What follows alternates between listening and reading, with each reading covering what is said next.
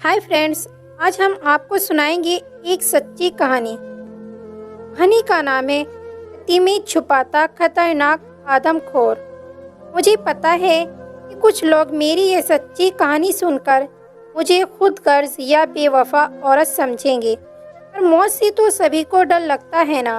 मैंने भी इसीलिए उनसे अलग होने का फैसला किया था। मैं एक स्कूल में पढ़ाती हूँ। वैसे तो मैं एक गुजराती हूँ, पर बचपन से ही फैमिली के साथ बंगलौर में रहती हूँ। कॉलेज खत्म होते ही मैंने नौकरी ढूंढ ली थी। पापा और माँ मेरे लिए लड़का ढूंढ रहे थे और मैं भी अच्छा रिश्ता आने पर हाँ कर देने वाली थी। तभी उन दिनों एक लड़के की नज़र मुझ पर पड़ी। शायद उसे मैं अच्छी लगने लगी थी। रोज़ सुबह शाम वे मेरे जॉब करने की जगह पर मंडराने लगा।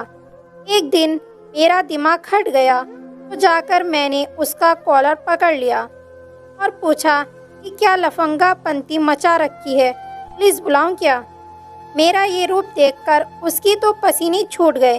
वे सॉरी सॉरी बोलने लगा और मुझे जाने दो, आगे मैं तुम्हारे आसपास नहीं दिखूंगा, ऐसा बोलकर मिन्नतें करने लगा। मैंने भी उसे जाने दिया।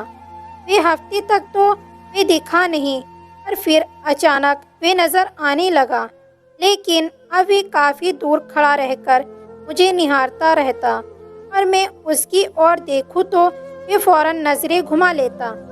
मुझे लगा कि शायद वे काफ़ी सीधा लड़का था और दिखने में भी ठीक ठाक था। तो मैंने फैसला किया कि उससे बात करूं, क्योंकि मुझे नहीं लगता था कि वे लड़का मुझे प्रपोज करने की हिम्मत कर पाएगा। मुझे मालूम था कि सामने से गई तो वे डरकर भाग जाएगा। इसीलिए मैं चुपके से उसकी बाइक के पीछे जाकर खड़ी हो गई और उसके शोल्डर पर टैप किया। मुझे इतनी करीब देखकर उसकी हवा टाइट हो गई। वे फौरन बाइक स्टार्ट करके भागने की कोशिश करने लगा। मैंने फटाक से बाइक की चाबी निकाल ली और उससे कहा कि इरादा क्या है। इस बार भी उसकी हालत पतली हो गई। घबराए हुए गूंगे जानवर की तरह भूत बनकर वे मेरे सामने कुछ देर खड़ा रहा। फिर फंबल मारते हुए धीरे से मुझसे बोला कि आई लव यू। सच कहूँ तो मेरी हंसी छूट गई। लड़का अच्छा था, मुझे समझ नहीं आ रहा था कि वे इतना ज़्यादा क्यों कांप रहा है। मैंने उसका हाथ पकड़कर उससे कहा कि घबराओ मत, मैं तुम्हें खा नहीं जाऊंगी। मुझे पता है कि तुम मुझे पसंद करते हो, इसीलिए मेरे आसपास चक्कर काट रहे हो। इस प्रकार की हरकतें करने से कुछ हासिल नहीं होगा। मैं पसंद हूँ तो मेरे घर अपने पापा और माँ को रिश्ता लेकर भेज देना।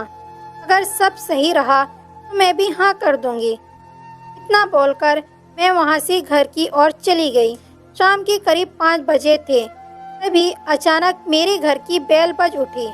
मुझे यकीन नहीं हुआ। वे लड़का उसी दिन अपने पापा और माँ को लेकर मेरे घर आ धमका था। मैंने झटपट नए कपड़े पहने, माँ ने चाय नाश्ता तैयार किया और हमारी मीटिंग शुरू हो गई। उस लड़के की माँ ने कहा कि घर में पूरे दिन की काम वाली है, खाना पकाने के लिए कुक है, हम मॉडर्न फैमिली से हैं और आपकी बेटी अपना काम शादी के बाद भी जारी रख सकती है।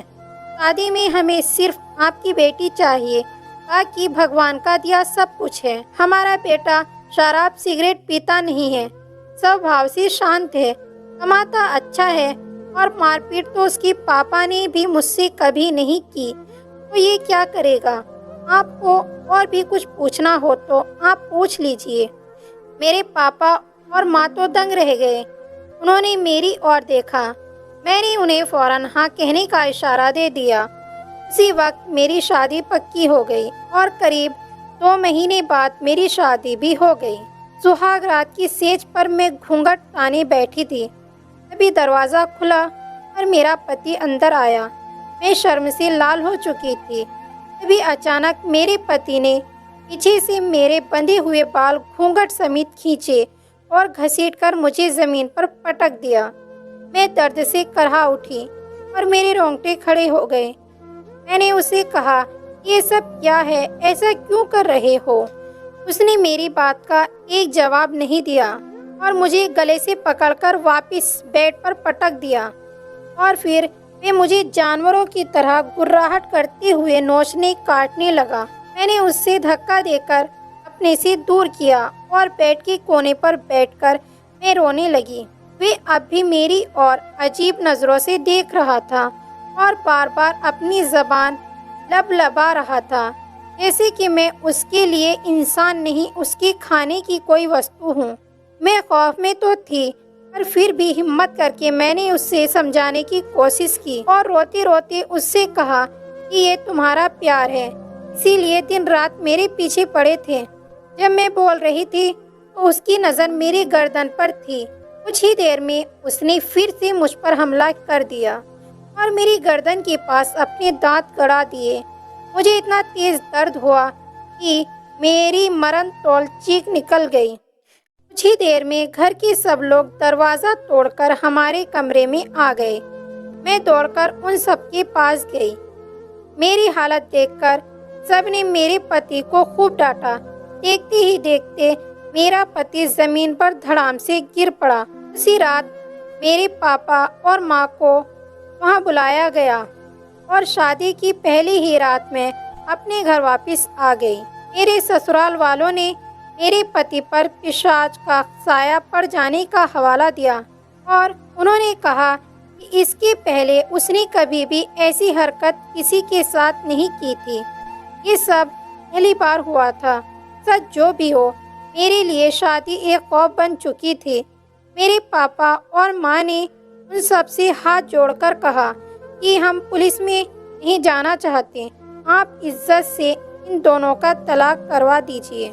ना चाहते हुए भी उन्हें हमारी बात माननी ही पड़ी। मुझे पता नहीं है कि मेरे पति पर पिशाच का साया है या उन्हें कोई दिमागी बीमारी। उन्हें ये तकलीफ उसी रात हुई थी या उसके पहले भी वे ऐसा वहशी बर्ताव कर चुके थे। उन लोगों की सच्चाई वे लोग जाने और भगवान जाने। लेकिन उस भयानक हमले के बाद मैं चाहकर भी उस इंसान के साथ रह नहीं सकती थी, क्योंकि पूरी ज़िंदगी डर की साए में बिताने से अच्छा है कि रास्ते अलग कर लिए जाएं।